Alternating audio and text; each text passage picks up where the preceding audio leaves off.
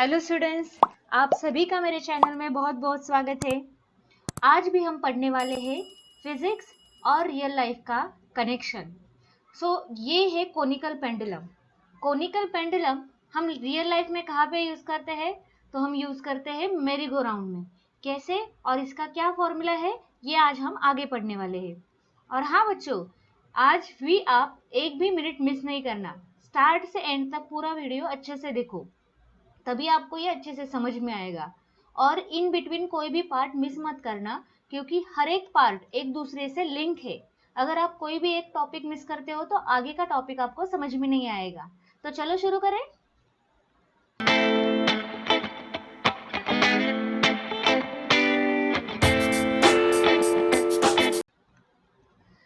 तो यहाँ पे मैं आपको बताने वाली हूँ कि कोनिकल पेंडुलम की मोशन एक्चुअल कैसे होती है। यहाँ पे देखिए स्टूडेंट्स, अगर आप ये कार्ड को ध्यान से देखते हैं तो ये कार्ड जो है, देखिए ये कार्ड जो है वो ऐसे सर्कल, हॉरिजॉन्टल सर्कल परफॉर्म कर रहा है। ये हॉरिजॉन्टल प्लेन है। और जो ये स्ट्रिंग है ना, ये स्ट्रिंग यहाँ पे एक कोन क्रिएट कर रही है जब वो घूम रही है। तो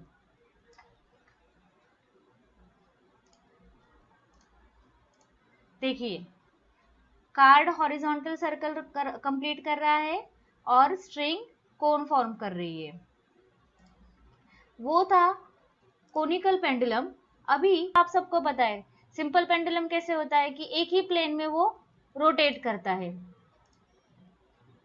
ये देखिए एक ही प्लेन में सिंपल पेंडुलम मूव हो रहा है, back and fourth, back and fourth. Conical pendulum का डेफिनेशन है, a simple pendulum which is given such a motion that bob describes a horizontal circle and the string describes a cone, right? Simple pendulum और इसमें क्या फर्क है? यहाँ पे Bob जो है वो हॉरिजॉन्टल सर्कल परफॉर्म करता है, ये ऐसे, और जो स्ट्रिंग है वो कोन डिस्क्राइब करती है ऐसे। स्ट्रिंग यहाँ से यहाँ जब ये ऐसे मूव होता है तो यहाँ पे आइसक्रीम जैसा कोन क्रिएट हो जाता है स्ट्रिंग की वजह से, अगर आप इसको ट्रेस करोगे तो।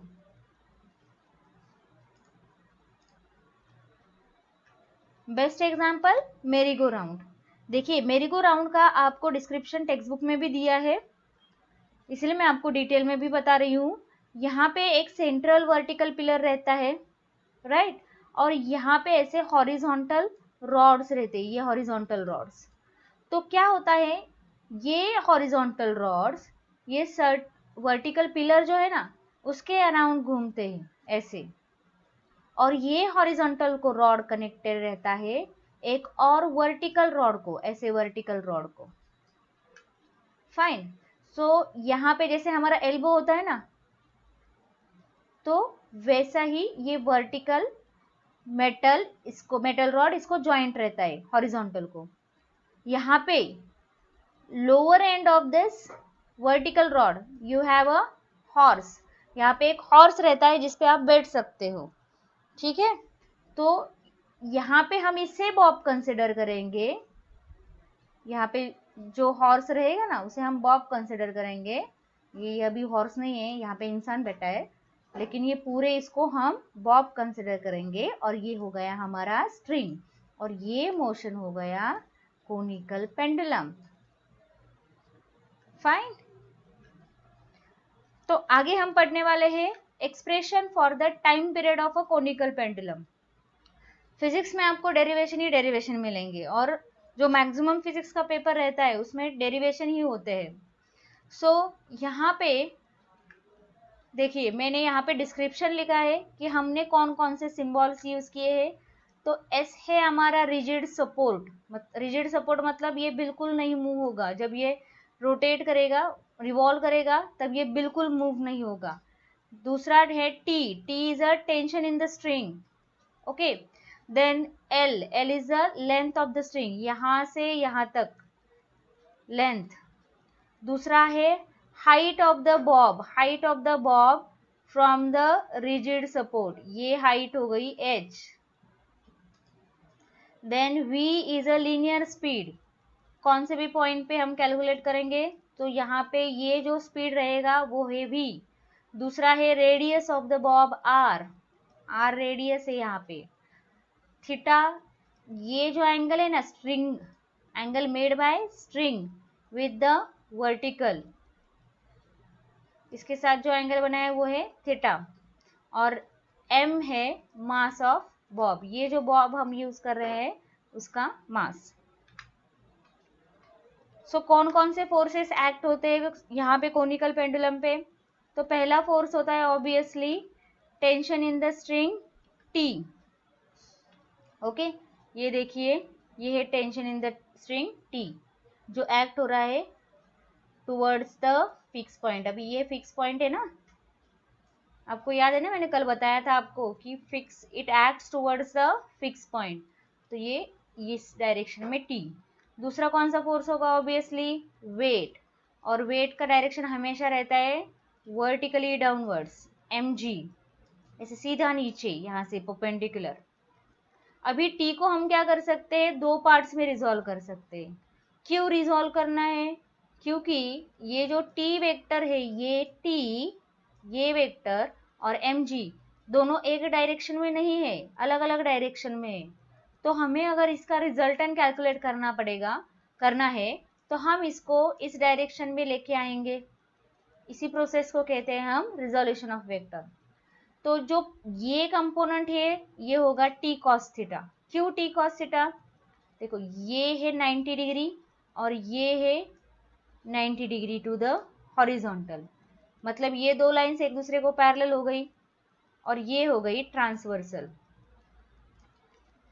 ये पैरेलल, ये transversal. If this angle is theta, so this will be obviously theta, alternate angle. Fine. अभी इसके बाद t cos थीटा, इसको अगर आप ध्यान से देखोगे तो t cos theta is balanced bye mg। Balanced bye mg means what? यहाँ पे ये बॉब जो है ये ऊपर जा रहा है या नीचे आ रहा है? कहीं पे जा रहा है क्या ये? नहीं। तो वर्टिकल प्लेन में उसका कुछ भी मोशन नहीं है, वर्टिकल प्लेन में उसका कुछ भी मोशन नहीं है, मतलब ये एक दूसरे को बैलेंस कर रहे हैं। सो ये इसको ऊपर खींच रहा है, ये इसको नीचे खींच रहा है और ये इसकी जगह मेंटेन है, इसलिए ये दोनों हो गए equal. t cos theta is equal to mg। इसके बाद ये जो दूसरा कंपोनेंट है t sin theta, t sin theta का डायरेक्शन ध्यान से देखिए। t sin थीटा जो है ये है टूवर्ड्स द सेंटर। ये बॉब ऐसे घूम रहा है ना, ये सर्कल है और ये फोर्स एक्ट हो रहा है टूवर्ड्स सेंटर। तो t sin थीटा क्या करेगा? कौन सा फोर्स प्रोवाइड करेगा? टूवर्ड्स सेंटर कौन सा फोर्स रहता है? Yes, it's centripetal force mv square by r। ये फॉर्मूला मैंने आपको कल बताया था। इसका और एक हम फॉर्म में लिख सकते हैं इसको, ओमेगा के फॉर्म में। कैसे? What is the relation between linear velocity and angular velocity? v is equal to r omega. So अगर हम ये v यहाँ पे सब्स्टिट्यूट करते हैं तो हमें मिलेगा m r square omega square upon r। इसमें से ये एक r कैंसिल हो गया, तो हमारे पास अभी बाकी क्या बचा है? m r omega square. So यहाँ पे मैंने लिखा है m r omega square, centripetal force.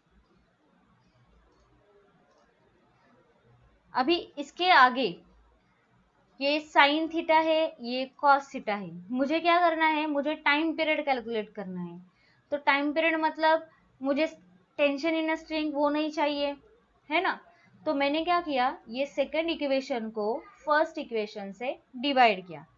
तो क्या मिलेगा देखो, हमें सेकंड इक्वेशन इसको फर्स्ट इक्वेशन से डिवाइड किया। So t sin theta upon t cos theta is equal to m r omega square upon mg। तो हम t यहाँ पे कैंसिल कर सकते हैं, सेम है। सिमिलरली यहाँ पे m भी कैंसिल कर सकते हैं।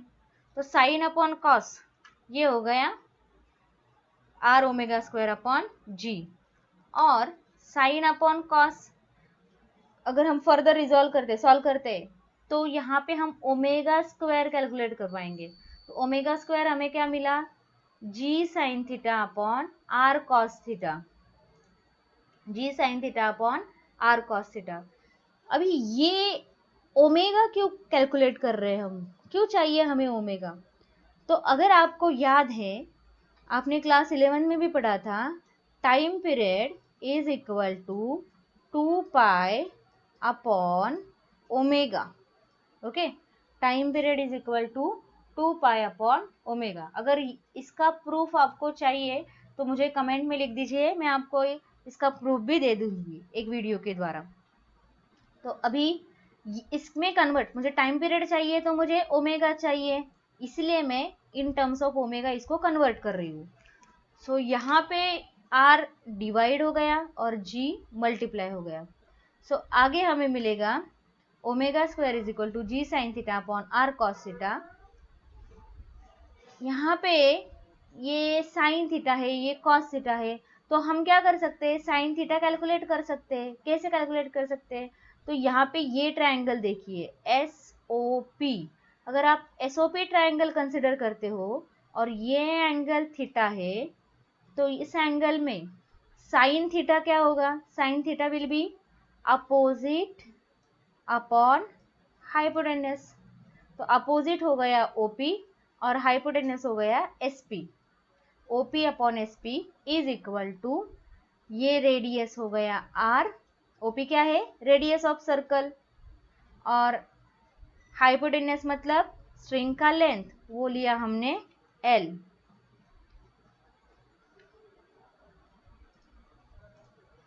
सो यहाँ पे अगर हम ये आर अपॉन एल सब्स्टिट्यूट करते हैं साइन थीटा की जगह पे, तो हमारा फॉर्मूला होगा G upon are cos theta into ये साइन थीटा की वैल्यू आर अपॉन एल।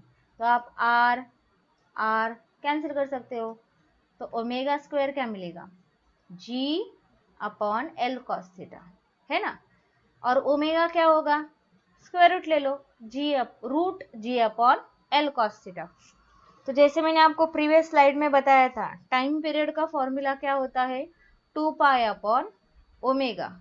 तो वो तो हमें ओमेगा तो मिल गया है, तो यहाँ पे सब्स्टिट्यूट करेंगे चलो। So T will be equal to 2 pi L cos theta upon G. ये है हमारा टाइम पीरियड का expression, time period of a conical pendulum. ये आपको पूरा प्रूफ टेक्स्ट बुक में दिया है और इस पे बेस्ड न्यूमेरिकल्स भी आ सकते हैं। अगर ये क्वेश्चन आया तो 3 मार्क के लिए आ सकता है, define conical pendulum and derive an expression for time period of a conical pendulum. लेकिन कभी कभी कैसे होता है कि हमें इनडायरेक्ट क्वेश्चंस भी पूछे जाते हैं। फॉर एग्जाम्पल, आपने ये जो फोर्सेस है उनका रेजोल्यूशन पढ़ा है, तो आपको question linear velocity of a conical pendulum उस पर भी आ सकता है। तो क्या है वो एक्सप्रेशन, हम अब देखते हैं, linear speed of a conical pendulum. So ये दो इक्वेशंस तो हमने पहले ही डिराइव किए थे, आप सबको समझ में आए हैं। टी साइन थीटा वो सेंट्रीपिटल फोर्स प्रोवाइड करेगा, T cos theta weight balance करेगा, दोनों को डिवाइड किया तो हमें sine theta upon cos theta मिलेगा M V square upon R M G, और इसको साइन अपॉन कॉस को हम लिख सकते हैं tan theta. tan theta is equal to m cancel कर दिया, v square upon r g. तो v square will be equal to r g tan theta, हमें v कैलकुलेट करना है ना, लीनियर स्पीड, तो इसलिए v square is equal to r g tan theta, और v हमें मिल गया root r g tan theta. अभी यहाँ पे आपको टेंशन इन अ स्ट्रिंग ये एक्सप्रेशन नहीं दिया है, ठीक है, tension in a string of a conical pendulum. लेकिन जब आप हायर ऑर्डर मतलब कॉम्पिटिटिव के लिए प्रिपेयर करते हो, तो आप सबको पता है कॉम्पिटिटिव के लिए एनसीईआरटी का सिलेबस फॉलो होता है, जेई नीट इनके लिए। तो जेई नीट में टेंशन इन अ स्ट्रिंग दिया है, राइट। सो आप वो एक्सप्रेशन भी करो। अगर आपको लगता है कि नहीं हमसे वो एक्सप्रेशन नहीं हो रहा है, हमें नहीं आ रहा है, तो आप मुझे वो भी बता दो, मैं वो एक्सप्रेशन आपको पढ़ा दूंगी। यहाँ पे मैंने क्यों नहीं पढ़ाया है वो, क्योंकि फिर ये सिलेबस लेंदी हो जाएगा और आपको लगेगा जो सिलेबस में नहीं है वो क्यों पढ़ा रहे हैं, राइट। सभी लोग तो जेई के लिए नहीं प्रिपेयर करेंगे, सभी लोग तो नीट के लिए नहीं प्रिपेयर करेंगे।